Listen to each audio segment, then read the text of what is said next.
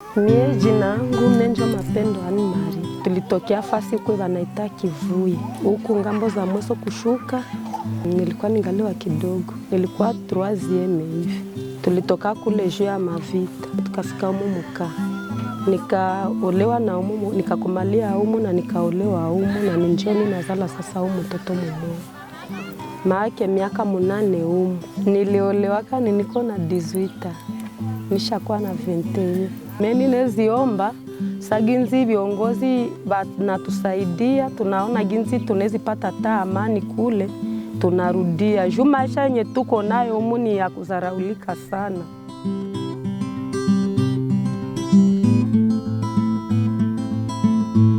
Je m'appelle Passy Moubalama, je suis la coordinatrice de Aide Profane, action et initiative de développement pour la protection de la femme et de l'enfant.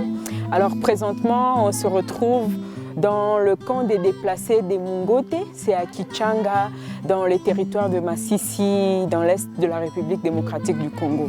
C'est un camp qui compte plus ou moins 3000 ménages. 3000 ménages, ça c'est au moins 15 000 personnes qui vivent dans ce camp. La plupart de ces déplacés viennent de très loin dans différents villages de ces territoires qui sont affectés par les conflits et où il y a de nombreux groupes armés qui se battent, notamment les FDLR, les Mai Mai et beaucoup d'autres groupes armés. Et donc on est là pour essayer de comprendre quelle est la situation des femmes dans ce camp.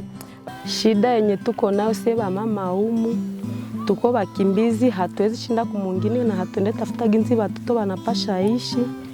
Lakini tuko na kwa nenda tafuta ginzi watoto wanapasha ishi, tunaenda kumapori swate kutafuta ginzi tulime. Banatubakia kule tunarudia vile. Umuka hatukuwe na hospitali na tunazala tu vile tunateseka juu hatuna hospitali. Mie mtoto wangu nilimuzalia kunyumba. Juu niliona nikienda kudawa hatutapata za kulipa. Nikaona omwe nimuzalie tu kunyumba. Na Mungu akanisaidia nikaona na muzala bien akaishi. Papa ni mulimaji maake na nikaona nilibakia hapa. Anaenda naye tafuta ginzi atatumikiana juu tuishi tu vile. Mie kujuu nipate ubuchuruzi. Nilikuwa na rafiki yangu wa mwingine.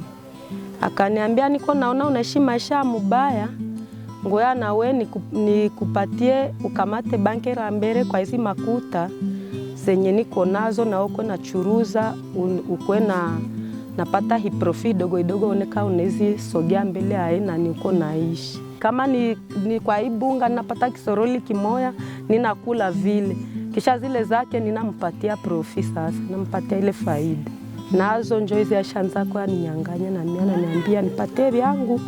Ushaishi nazo siku za mingi nipate vyangu njoo hivi ninaishi na mimi.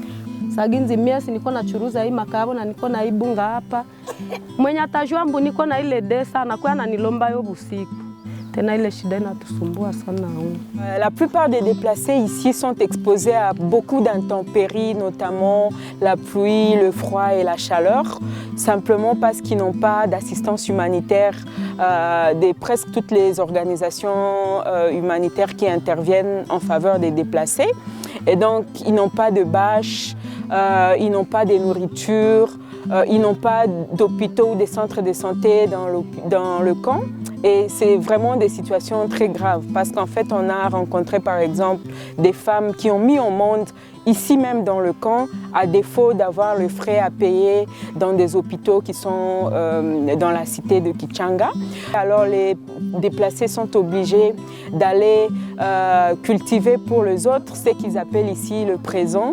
Le présent, alors, ils doivent cultiver une étendue de 5 ou 10 mètres sur 20 pendant une journée et pour ça ils ne sont payés que 1000 ou 1500 francs congolais, ce qui est un travail énorme mais pour lequel ils ne gagnent pas grand-chose. La plupart des enfants ne vont pas à l'école et c'est très compliqué simplement parce que les parents n'ont pas l'argent pour payer les frais. Mtoto wangu njoo heri Fideline na nifie. Iko na miaka 1.5. Mungu akanisaidia ninapata franka umwe mbele mu maisha itakuwa mbele. Ninezipenda taa kwa mwanafunzi asome naye. Akisha komala nilizipenda ubakwe munganga. Juginzi nilizala niliteseka sana. Par rapport à toute la situation dans le camp, le grand message, c'est que les déplacés souhaitent que la paix revienne dans leur milieu d'origine. Parce que les conditions dans le camp sont très compliquées et difficiles.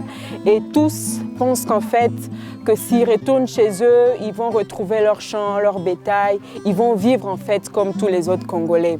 Donc, on appelle encore le gouvernement congolais et toute la communauté internationale, différents ONG, différents humanitaires, de pouvoir faire quelque chose en leur faveur.